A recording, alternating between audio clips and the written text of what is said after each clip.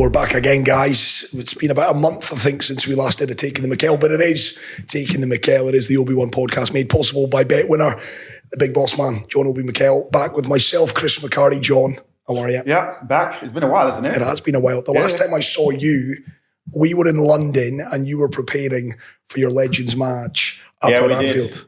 You lost it as well. Yeah, obviously, yeah. But it was a great game, obviously. It's always nice to go back, especially going back at home, training at the training ground, seeing the facilities, seeing the people there. I met up with all the... Were you allowed back in, John?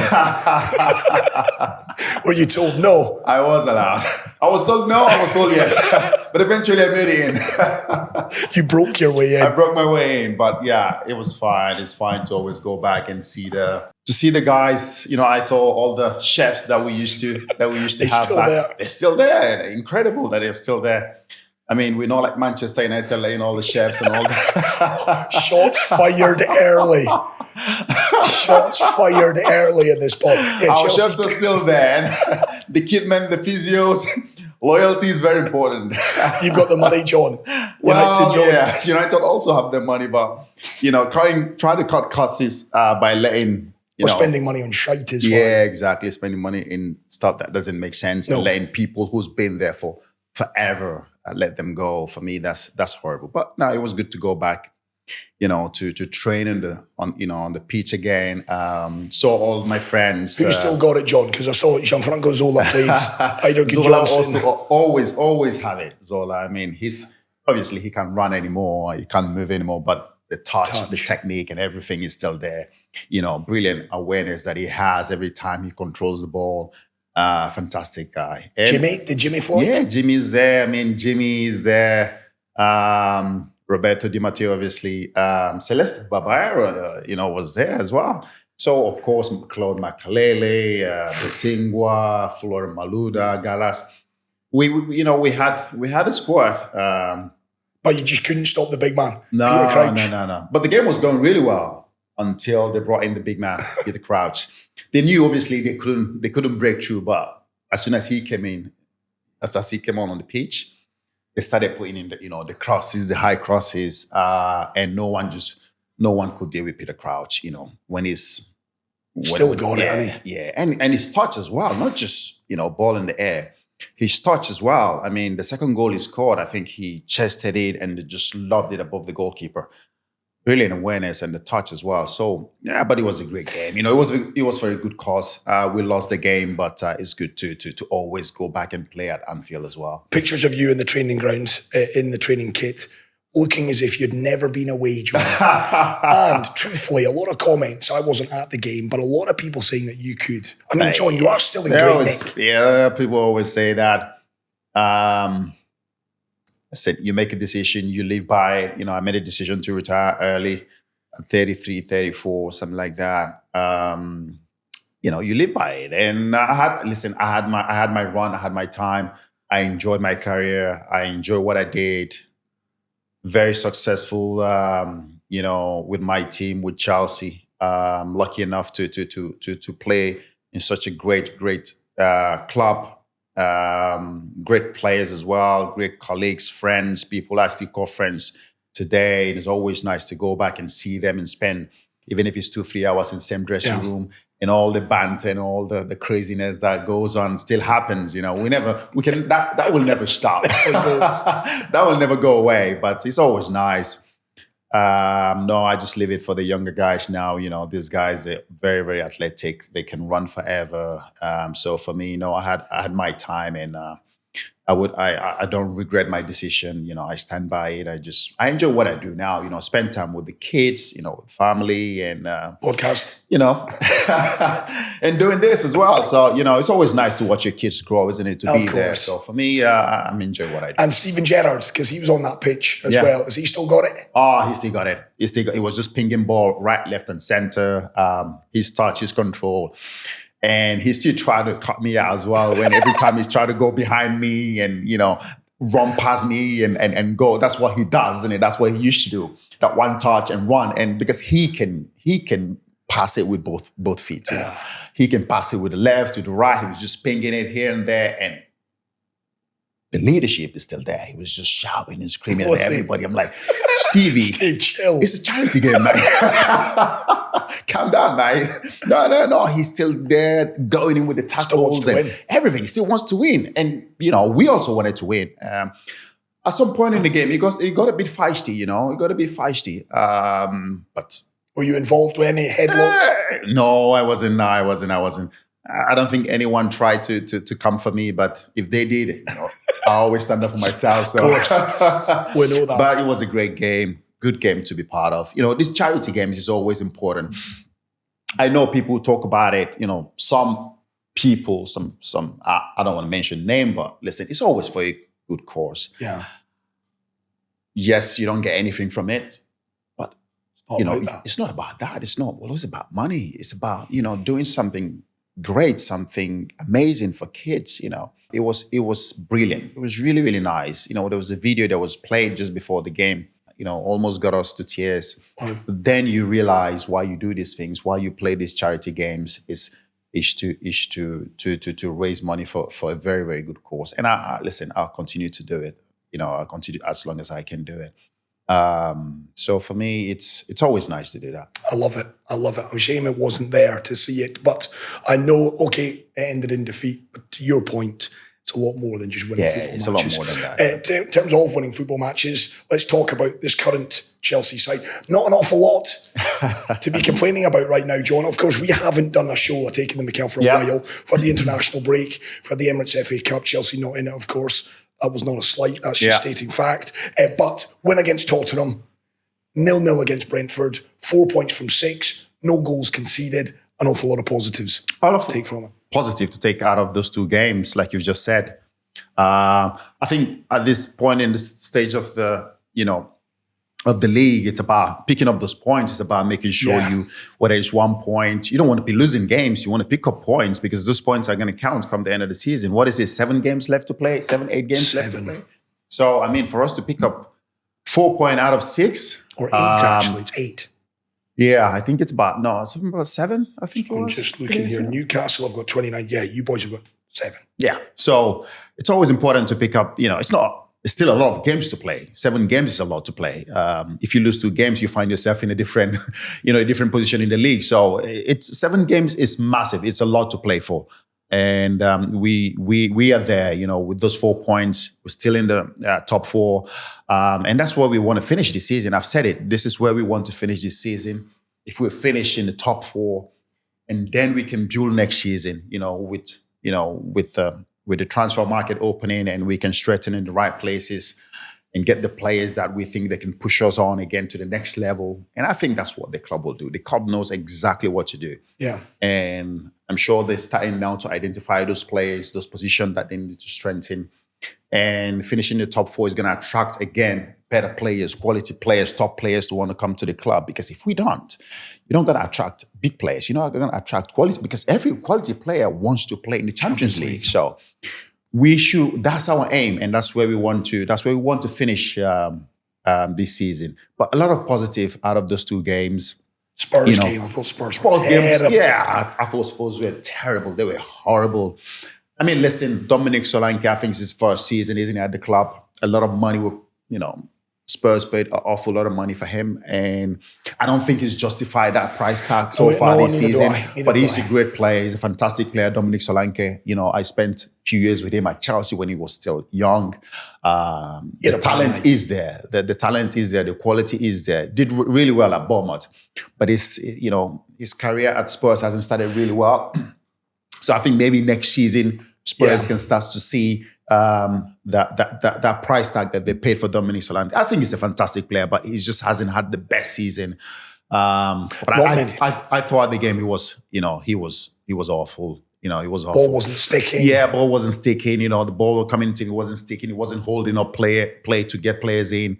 But Spurs in general, they were awful. But we were much better. We were much better than the Spurs. There was few chances created, which we didn't take. I felt the first one, Nicolas Jackson, made it himself. Made himself. Yeah, exactly. Made himself. But I think that's what he does, isn't it, Nicolas Jackson? He will put defenders in the back foot. He will run and run and run. He will run behind. He will run into the channels. His touch on the ball is good. He can bring up players in. He can create something out of nothing. That's it. And that's the thing. That's it. And he is very physical as well in terms of when he chases defenders down, when he defends, and when he plays. The manager said it, and I agree with the manager. When he plays, we're a different team. We play much better when he's there. You can see that.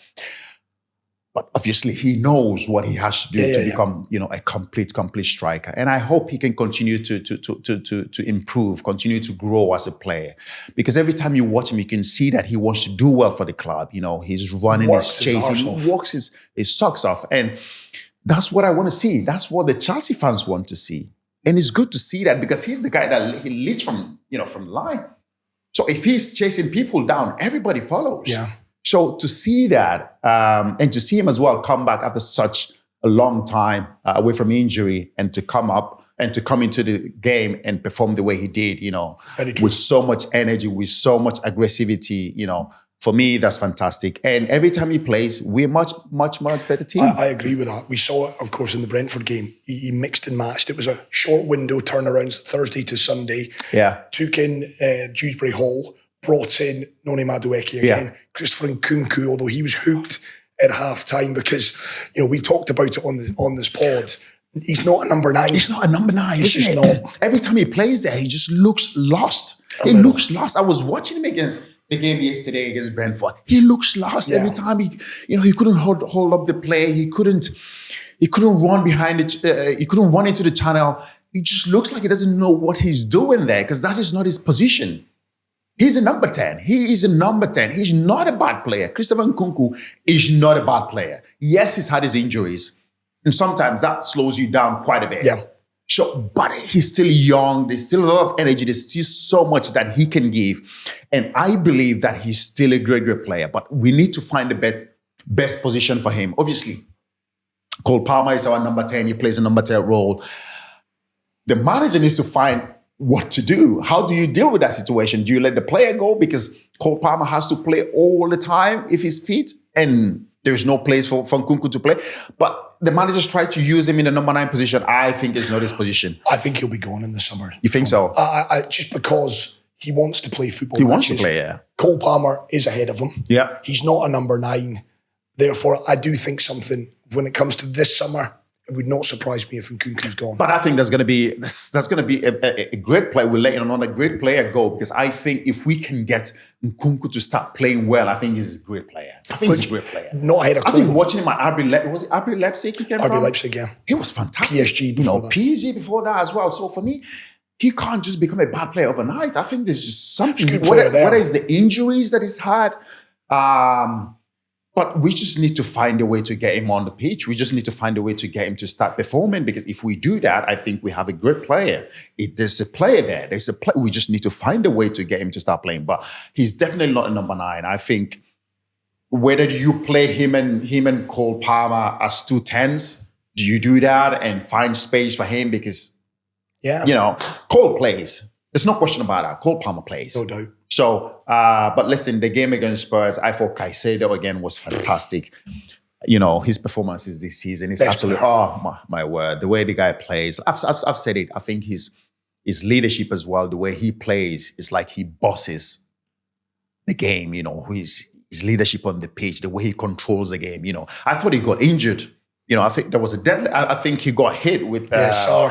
Yeah, I think he got hit, but then I think he had a dead leg. But to continue to play the whole game the way he did, in the manner the way he did, still putting in tackles, controlling the game, he never gave the ball away, was always there to break up play. For me, he is absolutely fantastic. Now we start to see the 100 million that everybody was complaining after 2-3 games. He did have a shock at the first 2-3 games. It wasn't There's great. no question about that. No, he wasn't great. But then he's picked it up and he's been absolutely fantastic. And of course, we have to mention Fernandes as well. The revelation has been absolutely fantastic this season. He plays now with so much aggressivity, the way he runs into the box. He wants to score goals. He wants to create chances. I love the way now Fernandes plays in this team. He's also becoming that player, that leader that we want on the pitch. And you know what I mean? We've spoken about him on this pod. He's not a 10. He's not a 10. I still don't think he's in there too. And I was interested against Tottenham because to release Enzo... You have to release him. You have to. Yeah. But if you watched, it was more of a 4-1-4-1 at times. Cole was dropping in to allow Enzo to go. Because at Argentina, where he's been his very best, he's had Rodrigo de Paul and Alexis McAllister alongside him. For me, he's better in a 3 than he is a double pivot in a 2. No, I agree with you. And I think we're starting to see now, and it obviously takes time on the training ground, the little triggers of Cole knowing, right, I need to just hold my position. To let him go. Yeah. No, but I think credit to the manager as well. The manager he's found out the way to get Enzo to be himself.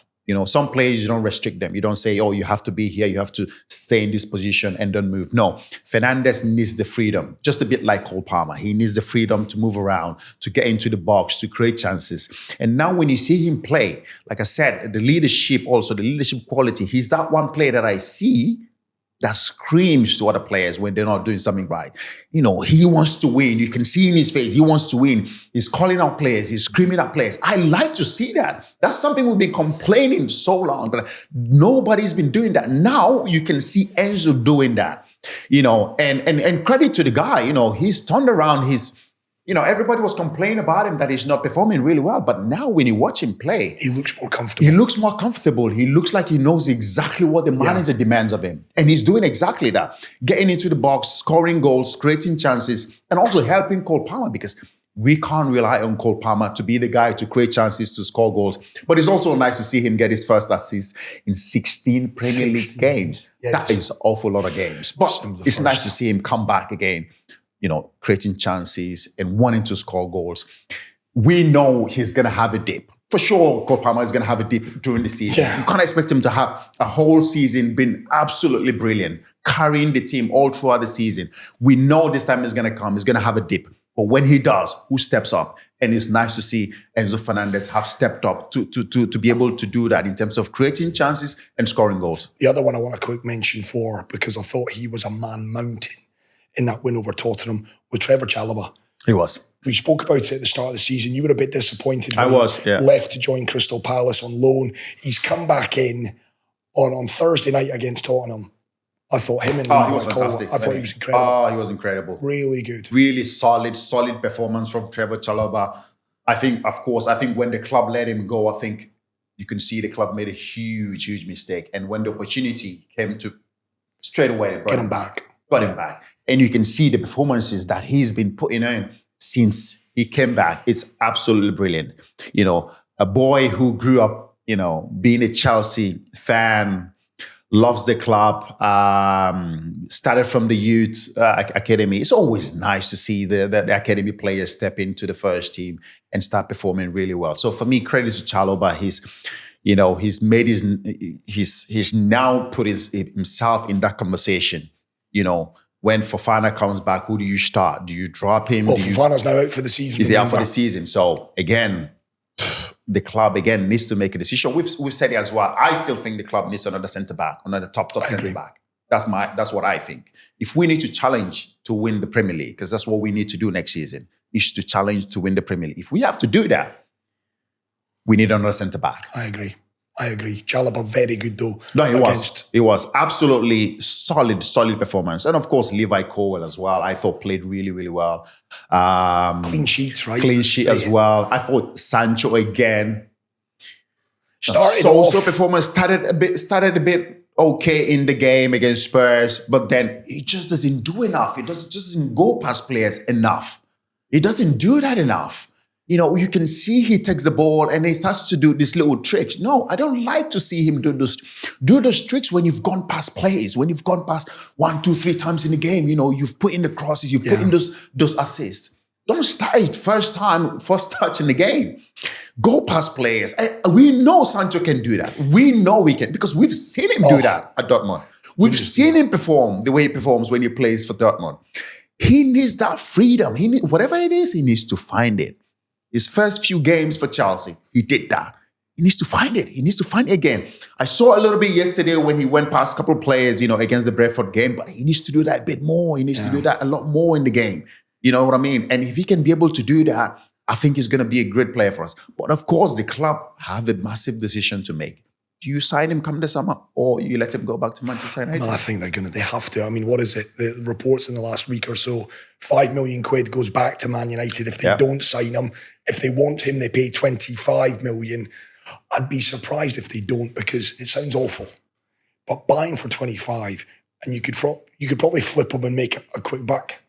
Someone in Germany might pick him up. Someone might, but that's a massive gamble, isn't it? If he's not, clearly, there's something about the Premier League that he doesn't.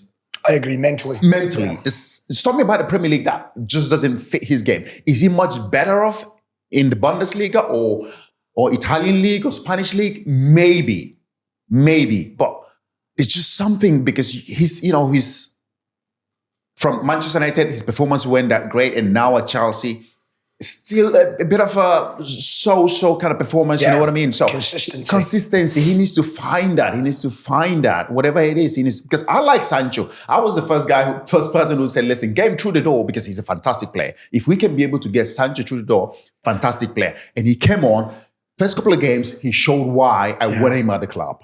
But then those performances have just gone out of the window. He needs to find it back, because he's another great player that and he's young as well. 25. He's young. So if we can be able to get him to start playing and performing really well, I think next season, if we will sign him, I think he'll be good for us. Right, watch this space on that. In terms of Chelsea upcoming, back in Europa Conference League action, then it's Ipswich at the weekend, and we've talked about Chelsea's run-in. They've got that final end to the campaign. They've got to go to Newcastle.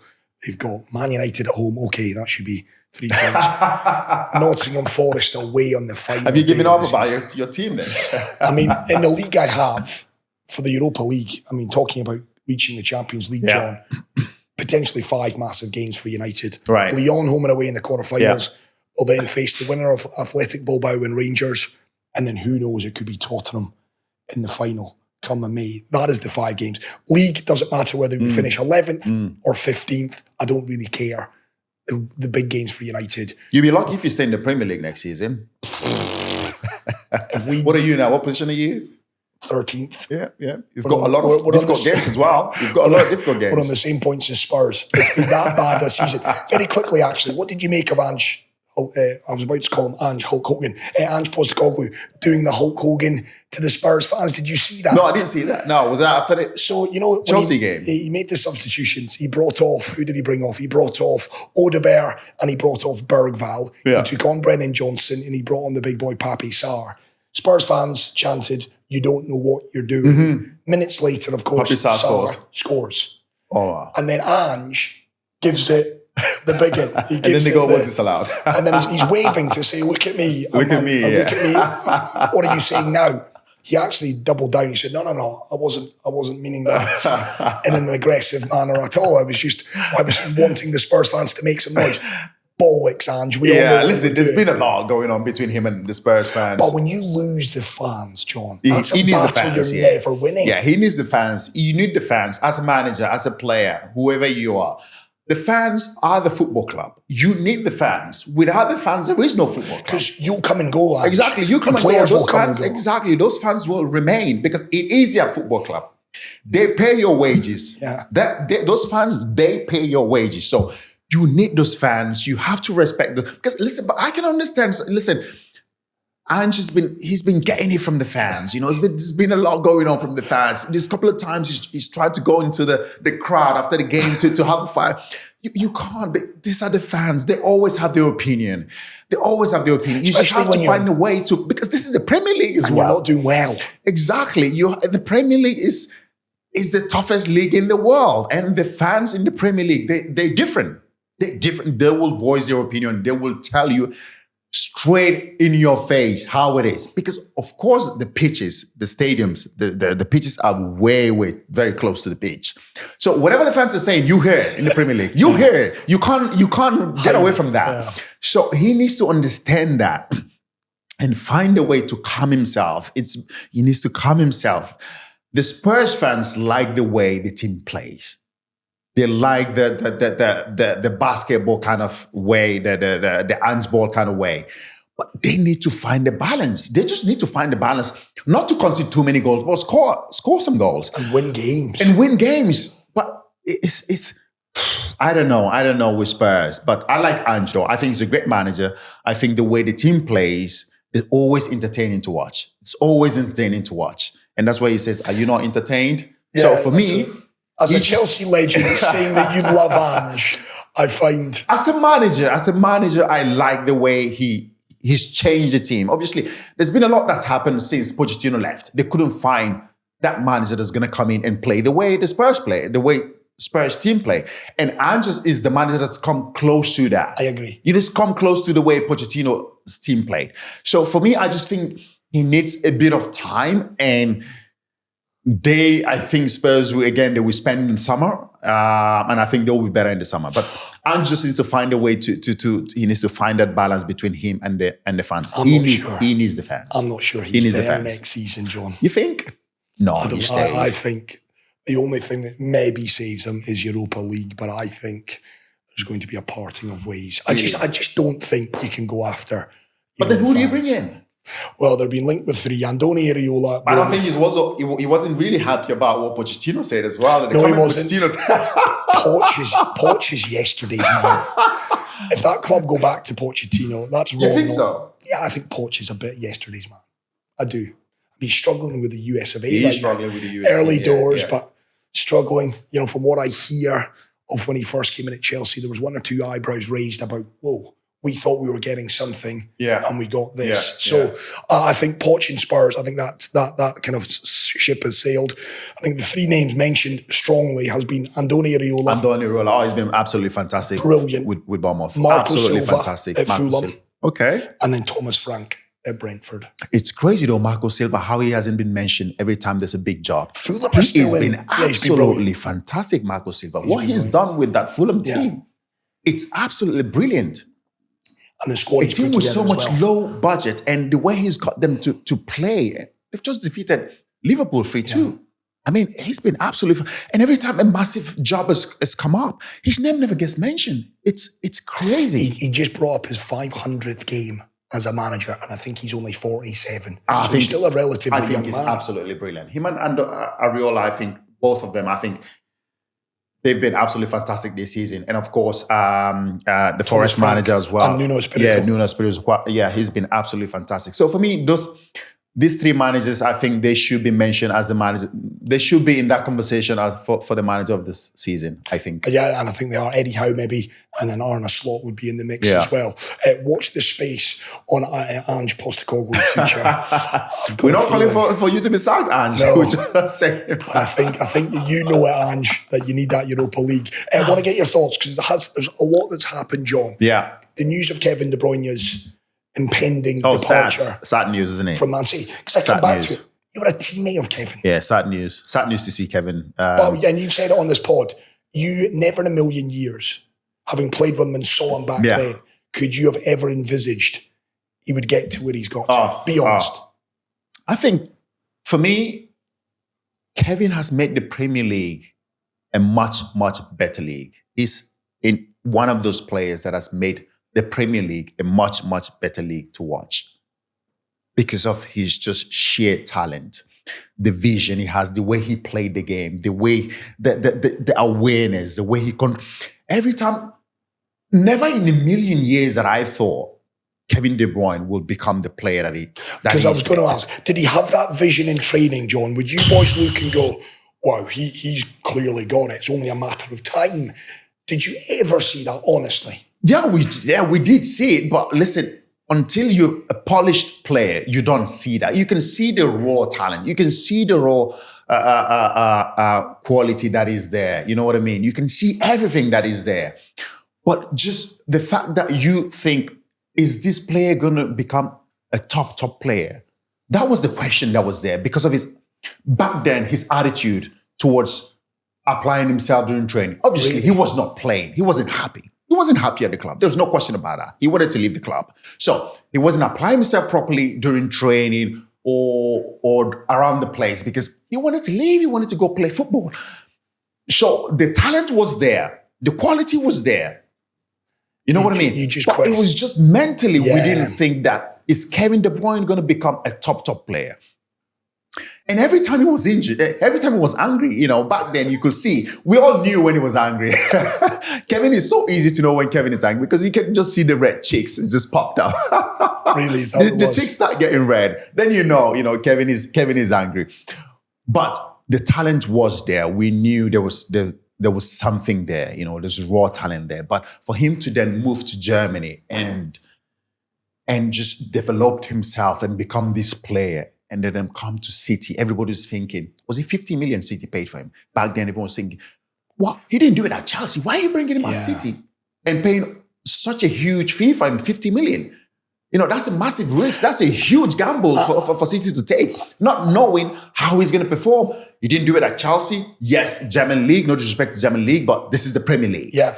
Everyone was thinking, is he going to be able to do it in the Premier League? But he came to the Premier League and he lit up the Premier League. And changed position, John, because he was a winger when Chelsea bought him. Yeah. So Pep saw something in him that said, all of your qualities, I mean, he's as good of a crosser as a ball as I think the Premier League's seen, up there with Beck's. Yeah. You look at them, what he's brought to that City team centrally. Yeah. I don't think that's talked about enough, the fact that he had evolved and adapted his game to fit in with what Pep Guardiola wanted. Exactly. And also when you had the likes of Yaya Toure as well, in the midfield then as well, you have Fernandinho as well back then for City. And for him to come into that team and start performing the way he did straight away, just playing games after games, creating those assists, those chances, scoring goals. He's been absolutely fantastic for over a decade. He's been a huge part of the success that City's had. Yes, Pep has said it. And I believe, Pep always said that when a player leaves, we couldn't achieve this without you. No. Pep, this is the one player that you can actually say that without Kevin De Bruyne, City maybe will struggle to achieve what they've achieved. Yeah. Because he was that good. He is that good. He is that good of a player. And I, in a million years, didn't think he is going to become this good. For me, it's a joy to watch Kevin De Bruyne play for over this decade. Obviously, not now because he's struggling. He's getting old. But when I read the news, for me, I'm not a City fan, but it's sad to see such a legend, such an absolutely fantastic player leaving the Premier League. Because every time I watch the Premier League, I watch City play. It's always a joy to watch Kevin. The way he touches the ball, the way he passes the ball, the vision that he has, And of course, when he takes those balls, when he can break through, the pace and everything that he had are absolutely fantastic. But listen, wherever he chooses to go, wherever he chooses to go and play next, I think whoever is getting him is getting an absolutely fantastic player. A player that I think can still play for another couple of seasons. Is he going to go to Saudi Arabia for the money? He's talked about it and said, listen, it's not a bad thing to do. Yeah. The money is there. Why not go and do it? He's achieved everything that he needs to achieve. Doesn't need to achieve more. America's been talked about. Exactly. As well. America's been talked about getting him. So wherever he chooses to go, but I genuinely think he's going to go to Saudi Arabia. I think the money is just going to be way too much for him to turn down. And where is he, John? You know where I'm going with this question. Where does he, we all love it, we talk about it a lot, where does he pop up in the list of Premier League great midfielders? You played with Frank. He's got to be up there. Is he up there with Kevin has got to be up there. The Franks, the Gerrards, the Scholesies? I think he's got to be mentioned in between, because we've always talked about those three. We've always talked about Paul Scholes, Stevie G, Frank Lampard. Kevin De Bruyne is in that conversation. Make no mistake. He is in that conversation. You might put him top of one or two of those players. I certainly will have him above one or two of those players. Who? I'm not mentioning names. I can see that twinkle.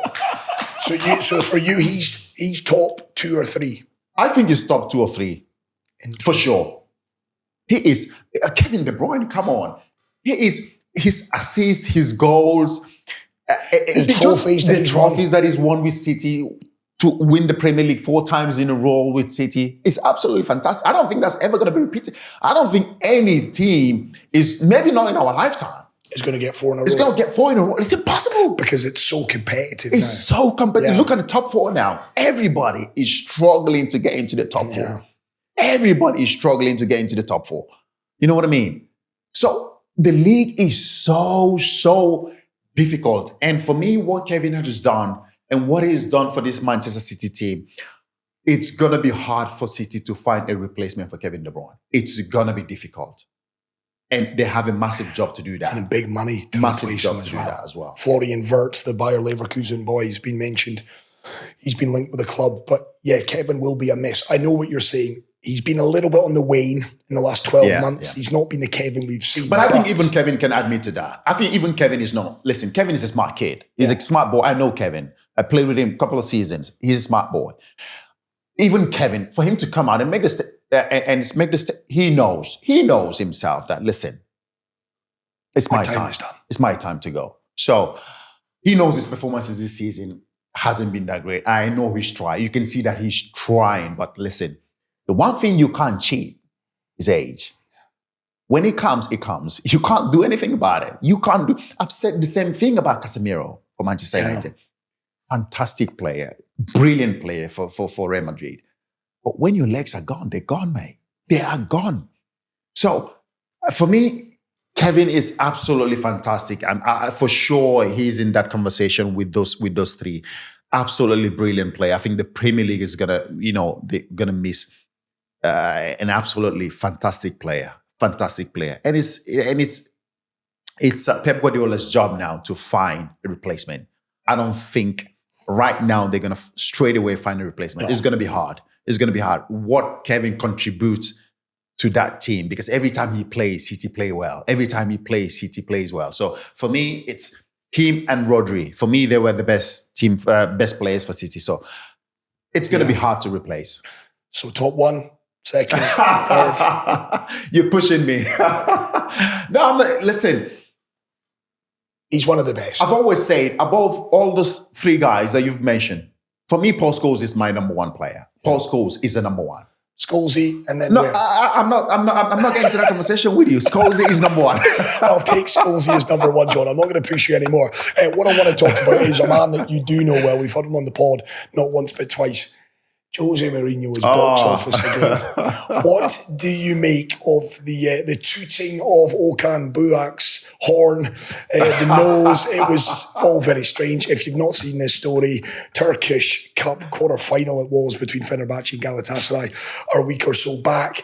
It was your man, Victor Osimhen, 2 goals to down José Mourinho's Fenerbahce, 2-1 it would finish. After the game, José grabbing the nose of his opposite, his opposing manager, Okan Buruk. I mean, the whole thing, John, I mean, you're laughing, I've laughed. Okan decks it as if he's been shot. The whole thing, José was accused of... He decks it like he's been shot. And he stayed there for a couple of minutes. Around. Few minutes, he stayed on the ground. José's tweaked his nose, for goodness sake. I mean, José being José, Okan needs to take a long hard look at himself in the mirror as well. The whole thing was just, as you say, and I can see from your face, it was comedic is what it was. It was. Box office, isn't it, José? José is always box office. There is no dull moment with the guy. The guy is it's just who he is. Listen, he tries everything to win. He tries everything to win. If he can't get in under your skin, he will try something else. He has to find what is it that I have to do to be able to get on their skin. And that's just José. That's just how he's worked all throughout his career. He finds a way to get in under your skin. And in Turkey, it's been difficult. You know what I mean? He's been fighting not just with Galatasaray, he's been fighting with the league, with the FA, referees. With the referees. He said it how it is. But in Turkey, it's just how it is. You know what I mean? The league, they play their league the way they want to play it. They control the league the way they want to control it. And José is a guy that if he feels that something is not right, or he sees that it's a bit of injustice going on, he says it. That's just who he is. Is there a bit of injustice going on? I don't know. I'm not there. I don't play in the Turkish league. I played there when I played in the Turkish league. For me, I didn't see anything going on. So for me, if José now feels there's a bit of injustice going on, he says it. That's who he is. We know that's who he is. But for that to happen, during the game, just tweaked his nose, the Galatasaray manager's nose. Oh, God. And the fact that he thought about doing that, How did he think about doing that straight away? Because the guy walked past, the guy said something obviously to him and walked past him. Normally, you tap that person in the back and say, listen, Mike, what are you doing? Or you just say, listen, what are you doing? For him to straight away go to the nose, put his arm around his face, and to poke his nose, for me, box office, Jose, box office. And again, we should have really asked this question to Jose. We'll maybe get him on and ask this for the third time. But also, like you just said, the way the Galatasaray manager stayed on the floor. It's ridiculous. He should take a long, hard look at himself. I don't know his pain threshold, but it's as if he's been taken out by a sniper up in the stand. But the whole thing was just comedic. It was. Starting from Jose to the manager, both of them. But I actually think it's just something that the FA shouldn't find anybody because, listen, it was good for TV. We all watched it. Everybody laughed about it. Just let it go. Just let it go. We've laughed about it. And I want you to tell me, is it a conscious decision from Jose? Because, again, and I said this to my mate the other day, Fenerbahce lost that game. Yeah. Jose lost that game, John. But all the focus, all the talk is taking everything away. Yeah. He brings everything away. That's what he does. From the result. Is that a conscious? That's what he does. He finds a way. He used to move. Exactly. He used to tell us, listen, I've done my part in the pre-match interview, post-match interview. I've done my bit. Now you have to do your bit. All the attention is now on me because that's what the media wants. You're free. You're free to go out there and express yourself because the media is not thinking about you. They're thinking about me. So you owe me one now. Exactly. You owe me one now. You need to go out there and win the game. So, yes, they've lost the game. Fenerbahce lost the game. But now nobody's talking about the players. Nobody's mentioning the players that played well and didn't play well. You're right. It's about Jose. And that's what he does. He's taking all that pressure off the players. He's taking all the players off the firing line. And now he's the guy that everybody's talking about. And what did they do yesterday? They won 4-1 against your former team, Trabzonspor. Exactly. And that's the lead is now down to 3 points. Galatasaray, top of the table by 3. I think there's 8 games remaining. Yeah.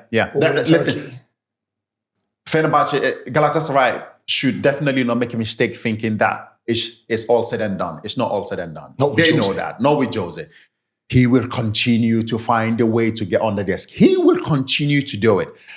He is finding a way to make sure that he breaks them down. I want to break them down. That's what he wants to do. He wants to break them down. He wants to get into their heads. He wants to get in under their skin. And that's what he is the master at. How do I get under their skin? How do I get into their heads? And Jose will find a way. He will find a way. If he doesn't win the league this season, if he stays next season, for sure he's going to win the league. I know Jose. His first 2 seasons, he always wins something. He always wins something. So he's used this first season now to say, okay, you know what? I need to break these guys down because the last 2-3 seasons, I think Galatasaray have been champions. Galatasaray champions last year. Exactly. So he's come in and said, listen, maybe on the pitch, I'm not going to find a way to beat these guys, but I need to find a way out the pitch. How do I break mentally? How do I get into their heads? How do I break them down? And that's what Jose is going to do. And the next season, he is going to win the league. He is going to win the league because that's what he does. He's the master at that. But and John, they might still do it this year. They might still do it this year. It's not, the season is not the season is not over yet. But again, it's also nice to see again Victor Osimhen keep banging in the goals. Keep scoring the goals. 28 and 32. Yeah, keep doing what he does and just taking Galatasaray to another level. And listen, no disrespect to Galatasaray, but to have Victor Osimhen playing for Galatasaray is a huge club. It's a big club. No disrespect to that. Huge club, Galatasaray.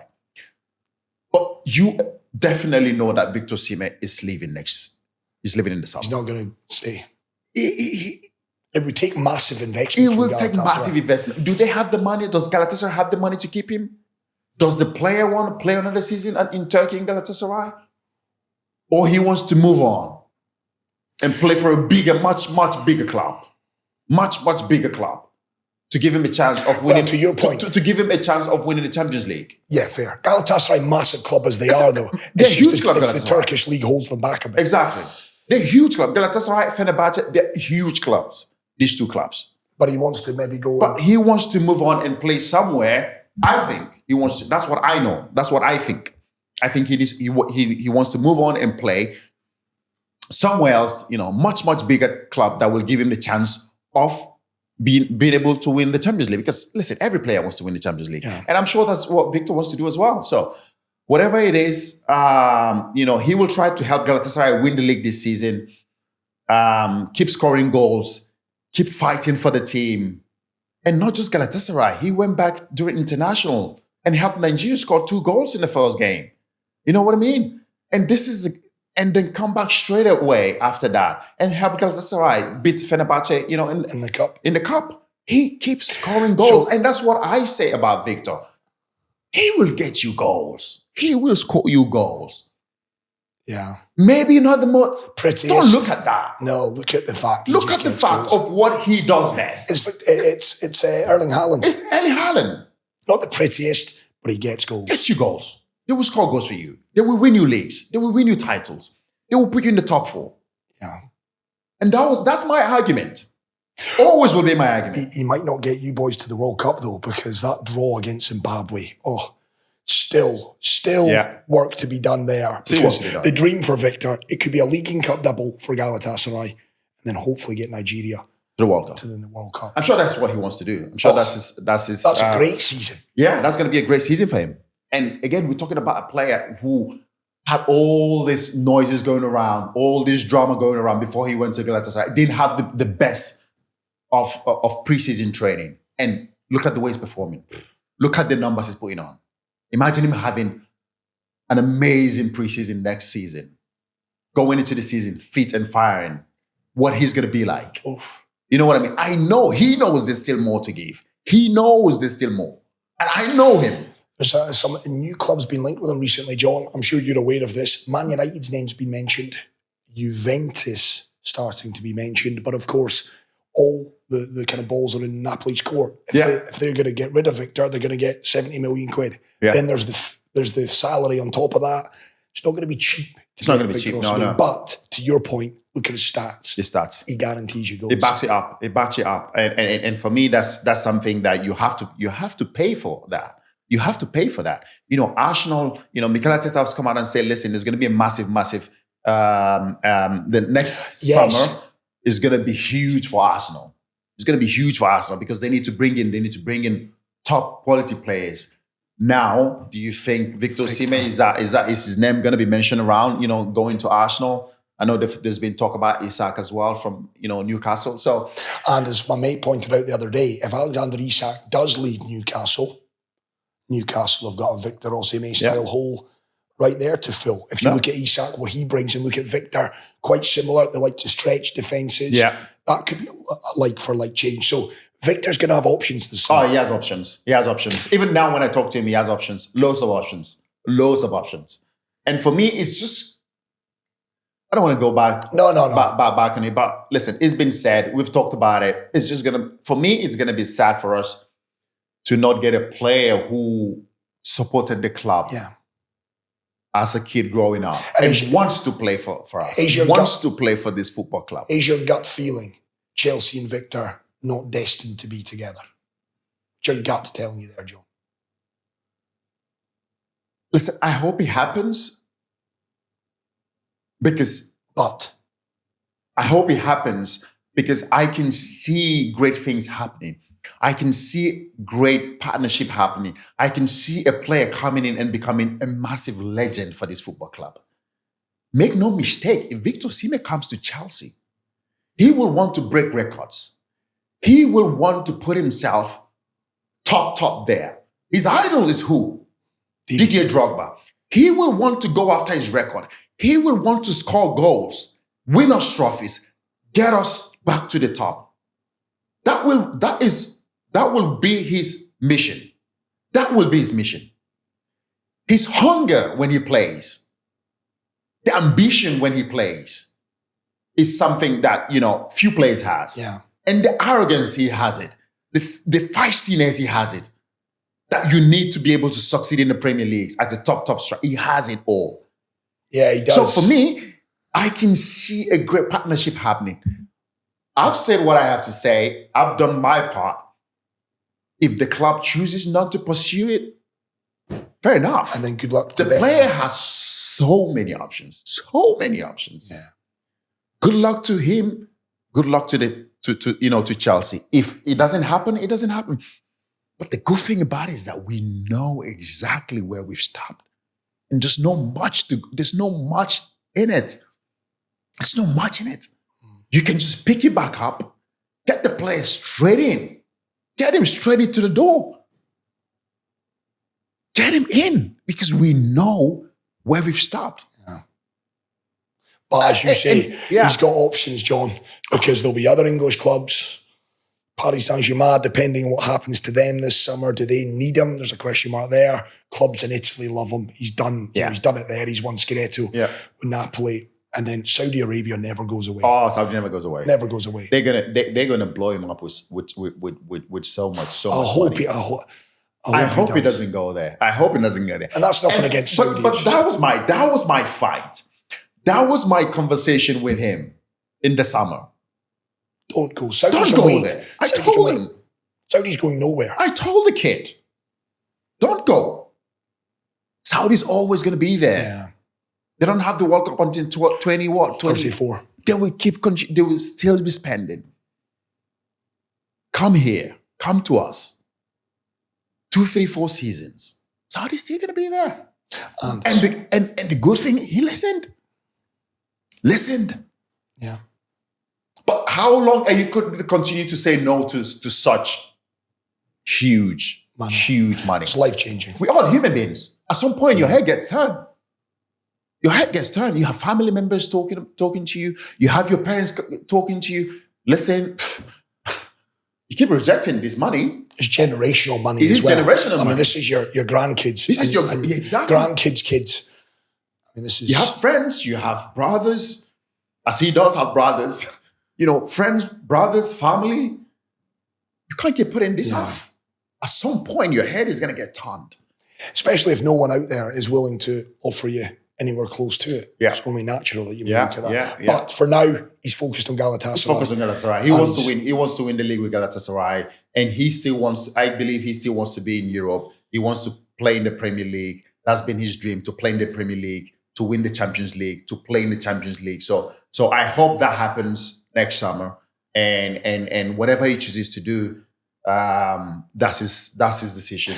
Right, I want to finish up the last couple. Chelsea, I know we always come back to this. A lot of things change. It's getting really tight now. Yeah. Liverpool are going to win the league. Ipswich losing to Wolves means the bottom 3 is done. Yeah. It will be Southampton, who are already down. Yeah. Leicester and Ipswich, they're going to be relegated. They're going to be relegated, The fight for a top 5, John. Top 5, good enough for Champions League. Chelsea in 4th, City 5th, Newcastle, Villa, Fulham still not out of this either. Fulham still not out of it yet. Did Chelsea finish top 5? I've got their fixtures up if you want. Do Chelsea finish top 5? I think we finish in the top 5. I think we do. Ipswich Town this weekend at home. You lost to them at Portman Road. No, Ipswich Town, we should beat at home, yeah. You've then got Fulham away. That's a tough game. Fulham is a tough game. Listen, Fulham, Marco Silva has got them playing some really, really good football. The togetherness, the fighting spirit they have, the way he's got them playing, they have like a very, very clear picture of the way they want to play, the way Marco Silva wants them to play. And it's brilliant to see them playing well and doing well. And your away record, you've not won an 8 away from home, which is away record has not been good as well. Everton at home. That's another tough game. Liverpool at home. They might be champions by then. They might not. Yeah. Newcastle away. Ooh, that's another toughie. Man United at home. And then last day of the season, we said this a few weeks back, Nottingham Forest away. That's another tough game. I mean, that's Newcastle away and Nottingham Forest away, 2 of your last 3, John. They are the games I'm circling right now, because if you don't, you might need 3 points, you might need 4. If you were to lose both of them, you don't finish top 5. I think you look at that Ipswich game and say, okay, we get 3 points from that. Fulham away, that's a tough one. You might look at that and say that might be a draw. I think, obviously, listen, I want us to win the game. We should be able to win that game. But the way Fulham are playing, right now, their team on form, they're playing really well. The way they play, Fulham, they're difficult to beat. Very, very difficult to beat. So for me, I look at that game. A point is not going to be bad. I think Man United for us should be a win. Yes, Everton at home should be a win. Everton for us should be a win. Liverpool at home. Newcastle away and Nottingham Forest away. That's the three. That's the three for me that I think is going to be tough. That's going to be tough. But I think if we can get 7 games there. So let's say, what are we looking at? Win against Ipswich, win against United. Everton, win against United. That's 9 points. Add in your one at Fulham. That's 10. It's what do you need from Liverpool, Newcastle away and Forest away? If I was to give you... I think we should be able to. I think we should be able to go over the line. I think we should just be... I think also having the players now that we have back fit, Cole Palmer, Nicolas Jackson, I think these players, they bring so much to the team. You can tell we're a much different team when those two play. The combination, the partnership between Cole Palmer and Nicolas Jackson has been absolutely fantastic this season. So I like to see them now again carry this for the rest of the 7 games and buckle up and say, listen, this is where we need to go now. We need to go. We need to push ourselves for these last 7 games and try to finish as high as we can. Try to get as maximum points that we can to be able to finish in the top 4. So you're saying they finish top 5? I think Chelsea. I think yes. I think we finish in the top 4. Liverpool, Arsenal. Do Forest stay where they are? You said top 5 though. I think Chelsea finished top 5. Top 5. So we're going to go Arsenal, Liverpool. They're obviously home and hosed. Do Forest stay top 5? I think what are they now? 57 Forest? 57 or 50? Yeah. I think you can see, I think that's about it. I think Forest, you can say. I think Forest will get there. Yeah, I think so. And then it's Chelsea. It's incredible, 53. isn't it, Forest? Everybody had them on the list of going down at the start of the season. I think I had them on the list of the team going down. Battle. Yeah. I mean, it's incredible. It's incredible what they've done there. It's incredible what Nuno has done there. They've won the same amount of games in 31 than Arsenal. 17 wins in 31 games. Chelsea on 53, Man City 5th on 52, Aston Villa 6th on 51, Newcastle 2 games in hand. They play Leicester tonight at the time of recording on 50, Fulham on 40. Fulham are not even out of it, John. Man, it's tight, isn't it? I've got to be honest, your run-in would scare me. As a Chelsea fan, I'd be worried slightly. But I think City as well needs to be worried, isn't it? Say you do. City they need to be worried. Pep Guardiola and City need to be worried. Yeah, I agree. And now without Erling Haaland as well for the next 7 games for the rest of the season, that's huge. Because I think Newcastle will get there. Their running looks okay. Easier. Villa have got a difficult run-in. They've got Champions League, they've got FA Cup. I think Villa's running, and because they've got a lot on, might just see them falter a bit. Now, ask you a question now. Do you think Eddie Howe winning the FA Cup or the League Cup? And the Champions League. And the Champions League. What will you take as Eddie Howe? What would you take right now? The League Cup or Champions League? The League Cup or the Champions League? Given the fact we saw what it meant to those fans, we saw the open-top bus parade.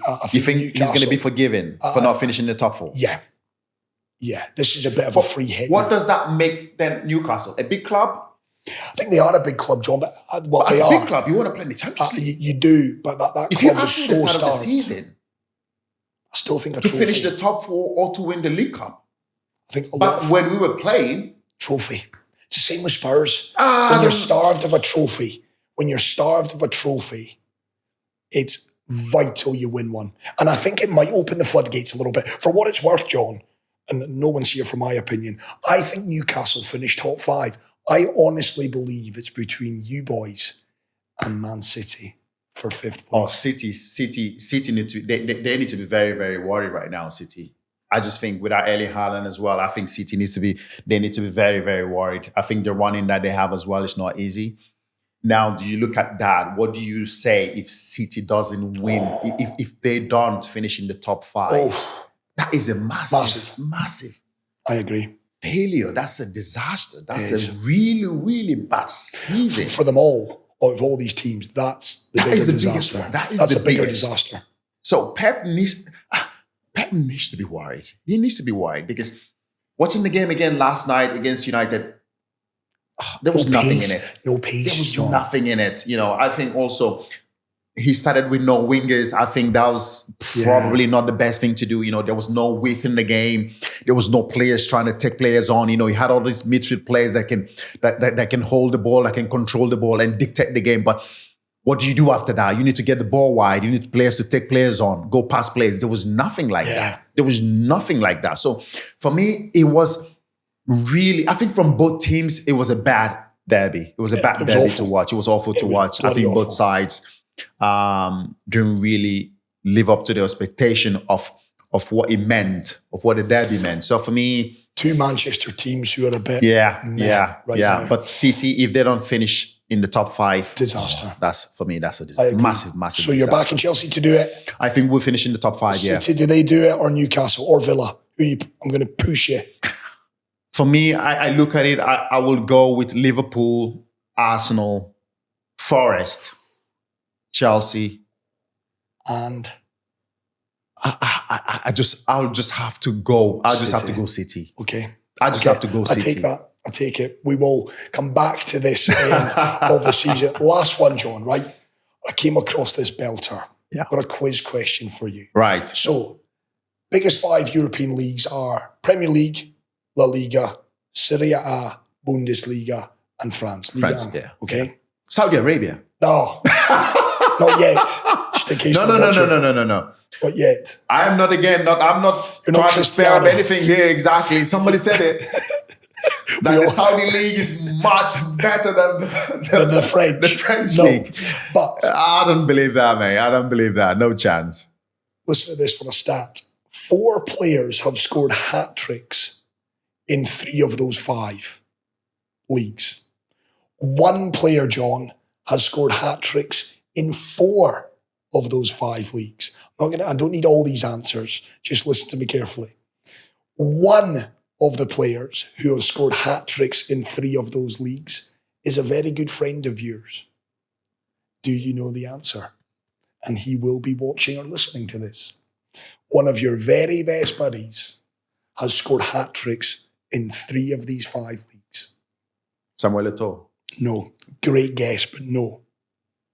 I can tell you Cristiano Ronaldo is one of the 4 hat-tricks for Manchester United, Real Madrid, and Juventus. One of your ex-teammates, John. Ooh. A fella that I reckon you talk to once a week. I'm giving you this. What? If not once a week, you catch up regularly with this fella. Some may call him your little bro. My little bro. It's not Solomon Kalou, is it? Solomon Kalou. What? Scored a hat-trick for Lille in France. Got a hat-trick for Chelsea against Stoke way back when, 2009-10 season. And he got hat-tricks, 2 of them in the Bundesliga. Wow. For Hertha Berlin, Solomon Kalou. Wow. So the 4 players who have scored hat-tricks in 3 of the leagues, if you're interested. Cristiano Ronaldo. Yep. Solomon Kalou. Alexis Sanchez. Wow. Udinese in Italy, Barcelona and Arsenal. Yeah. And then Emmanuel Adebayor. Monaco, Arsenal, Real Madrid. He's got a hat-trick at Real Madrid. He got a hat-trick for Real Madrid. The player, John, and we're going back to Africa for this, the player who has scored 4 hat-tricks in 5 of the leagues, Pierre-Emerick Aubameyang. No. He did it for Saint Etienne in France. He's done it in Spain for Barcelona. Did it in England for Arsenal. Of course, he then did it in France for Marseille, or Saint Etienne rather. Unbelievable. Spain, Barcelona.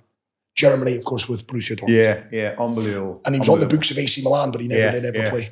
So there we go, Solomon Kalou. Wow, Solomon Kalou. I love that. So when we have look him at on, you, Baba K. Look at you. You've been mentioned. Look at you. hat-tricks. I thought that was a great little quiz question. A player, I also think, doesn't get the credit that he deserves. We need him on the pod. Yeah, a player doesn't get the credit he deserves. I think Solomon Kalou has.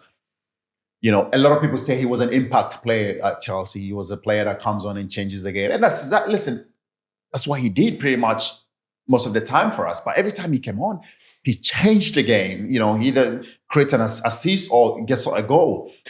And he never got, again, he didn't get the credit that he deserved. But for me, fantastic player. To see him, in his name mentioned in this list is absolutely fantastic. Great player. And not just a player. For me, as a human being, you cannot meet a better. You cannot meet a better human being. Solomon Kalou. Oh Love my him. God. We need him on the pod. Absolutely gentleman of a guy. Great finisher. You can never say, there is no bad word you can ever say about Solomon Kalou. You know, such a good friend, somebody who cares always about you, about how you always feel. And he's the one person in my life that showed up in my house without calling me. He just walked up. Without asking. He just walks up. In the fridge. He just walks up, just come in my gate back in London, you know, at Cobham in Oxford, just boom, my door. Boom. And then, you know, the bell rings. I'm like, who's this? He said, it's me, open the door. He said, I'm like, what you do? He's like, open the fucking door. I've got plans. I've got the mission. No, he comes in, he says, listen, do you have food? I'm like, no. It's like, do you have food? I know you always have food in here. I was like, why do you think I always have food in here? He said, yes, because I know you always have food. He comes, nicks some food, and fucks off. That's what he does. I love that. Solomon Kalou. No, and that's why, you know, everybody knows we are the Tom and Jerry of Chelsea. Yeah, of Chelsea. That will never change. Right, that is it for another edition. We can sit here talking all day. If you haven't checked out the Obi-Wan podcast, made possible by BetWinner, we're into third season. We've got Ryan Babel on there, Victor Osimhen doing big numbers. Yeah. Great interview that John did with him. Yeah. We've got Mamadou Sakho as well. Brilliant. Mamadou Sakho, brilliant insight as well. Yeah. Sergio Aguero, the toughest striker that he played. Yeah. I like that. There's so much in there though. Great interview with Mamadou Sakho. Yeah, lots of more big names coming. Yeah. Huge names. Can't reveal them all, but you do keep it locked right here on, of course, the Obi-Wan podcast, made possible by BetWinner. You can subscribe to us on all your usual podcast platforms. Check us out on YouTube as well. We are flying with the subscriptions there. All of our bank of interviews, from José Mourinho to Eden Hazard to John Terry to Frank Lampard, they're all on there, and more editions of Taking the Mikel and the Obi-Wan podcast, made possible by BetWinner, to come. Right, John, a little salute to you. Thank you as always. Always. Pleasure. And we'll catch up soon. Very soon. Cheers.